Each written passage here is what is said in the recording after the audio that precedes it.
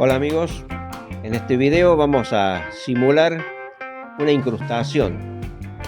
Vamos a pintar una cuerda que se introduce por una punta de la piedra, como que rompiera la piedra para entrar dentro y luego emerger de nuevo en la otra punta. Vamos a ver todos los trucos que podemos realizar para darle una apariencia 3D, crear un volumen que despegue a la cuerda de la piedra. Entonces lo primero que hacemos es dibujarla. Yo utilizo en este caso un lápiz amarillo, podrían hacerlo con un lápiz blanco o pintar directamente. Esto va en la preferencia de cada uno. Entonces lo primero es empezar a pintar la cuerda. Vamos a dar un acrílico blanco, vamos a cubrir bien la superficie porque queremos obtener buena luz para que luego al agregar el color tenga un buen contraste.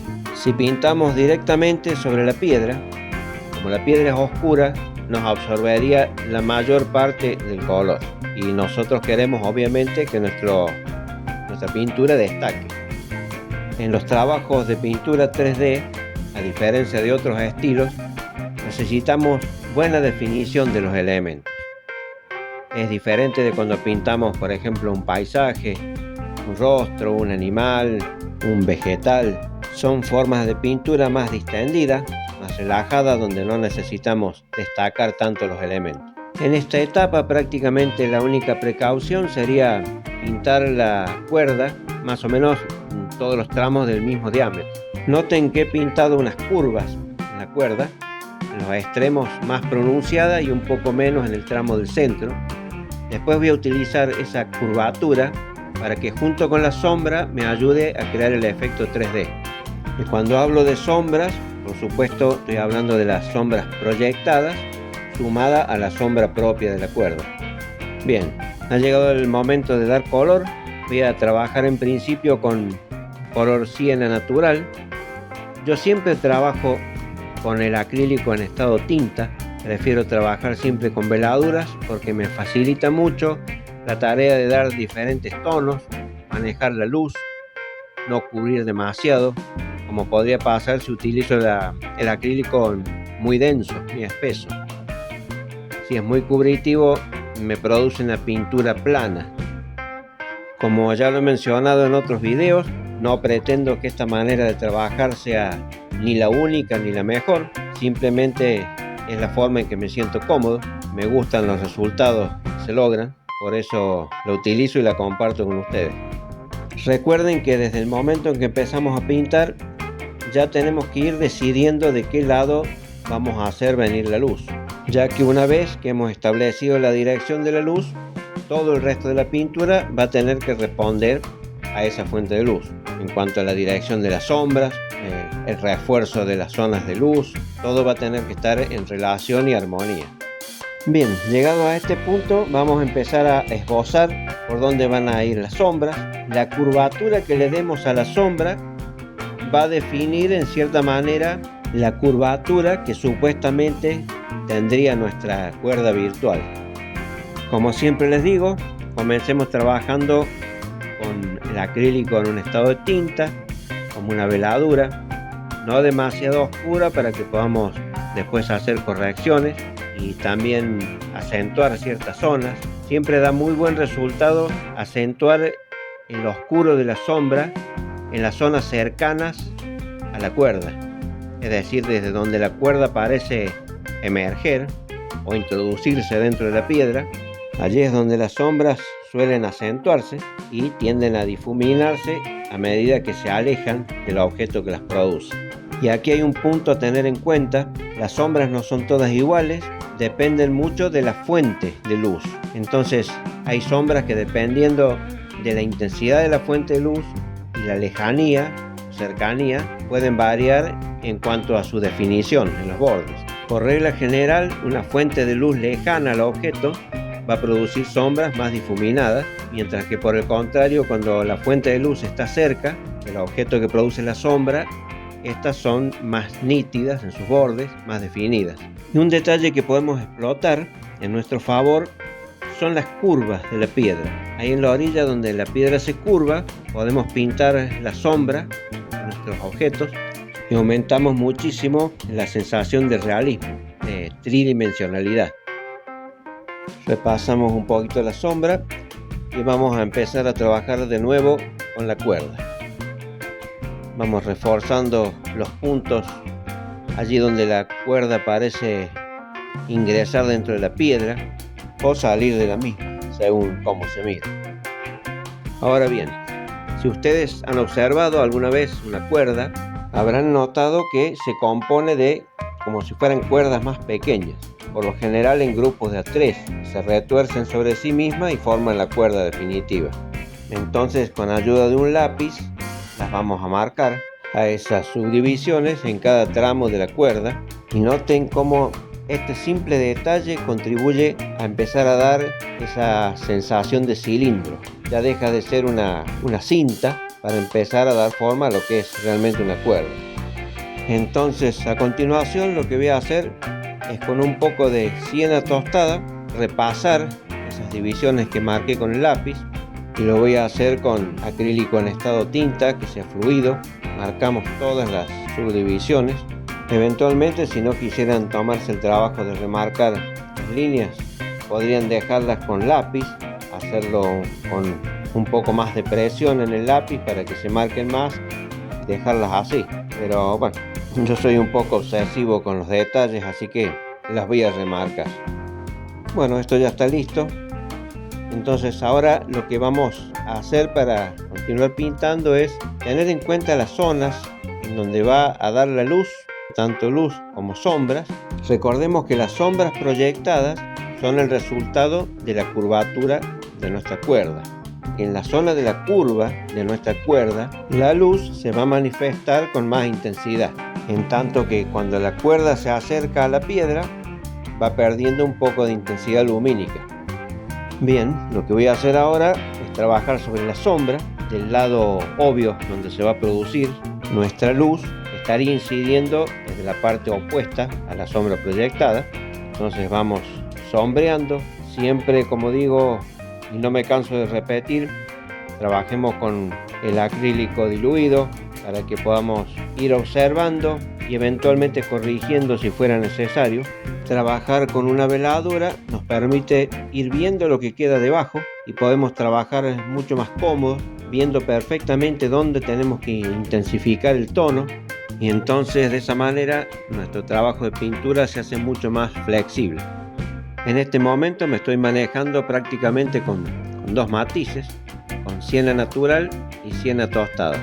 Tengan presente que si bien la sombra y la luz siempre es importante en cualquier pintura, en este tipo de pintura 3D es, creo que, más importante todavía, porque la ubicación precisa de las sombras y las luces es lo que marca la diferencia entre una pintura 2D y una pintura 3D, o lo que sería lo mismo decir una pintura bidimensional, plano, y una pintura tridimensional. Fíjense que de a poco y por capas voy intensificando la sombra. Estoy aplicando ahora un siena tostado sobre lo que ya tenía pintado antes, y puedo ir fácilmente viendo dónde tengo que incrementar la sombra y dónde tengo que dejar más luz. Fíjense además que yo voy pintando, pero esta capa de pintura nueva que voy aplicando no me tapa esas subdivisiones que había pintado anteriormente en la cuerda. Bien, ahora vamos a aplicar un poco más de intensidad de luz en blanco. Le voy a aplicar lo que en inglés se suele llamar los highlights o alto brillo, para lograr incrementar el impacto de luz en la curva de la cuerda. Y no quería dejar pasar de comentarles esto, que quizás muchos de ustedes vengan de utilizar la pintura sólida o más espesa o más densa, como quieran llamarle, o más cubritiva, como se le suele decir también, pero créanme que vale la pena probar pintar con veladuras, con capas transparentes, porque se obtienen resultados muy buenos. Aquí continúo reforzando la zona de luz. Fíjense que le aplico a cada pequeña cuerda que forma toda la cuerda en general, le voy aplicando de forma individual un pequeño toque de blanco. Eso contribuye también a individualizar esas cuerdas más pequeñas que a su vez forman la cuerda grande. Eso le aporta también más relieve para que no quede una cuerda de perfiles lisos. Y así voy repitiendo la operación en todos los tramos de la cuerda. Es un trabajo de paciencia, pero todo lo que cuesta vale. A esta altura del trabajo creo que ya se percibe el contraste, esa diferencia entre las zonas de alta intensidad de luz y las zonas que están más en sombra. Bueno, ahora lo que vamos a hacer es ahí precisamente en esas zonas donde la cuerda parece introducirse en la piedra, le vamos a pintar unas fisuras, unas grietas.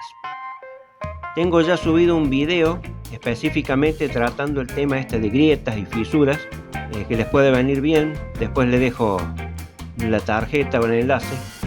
Vamos a simular mediante este truco o recurso unas fracturas o fisuras allí en esa área en donde la cuerda parece introducirse dentro de la piedra.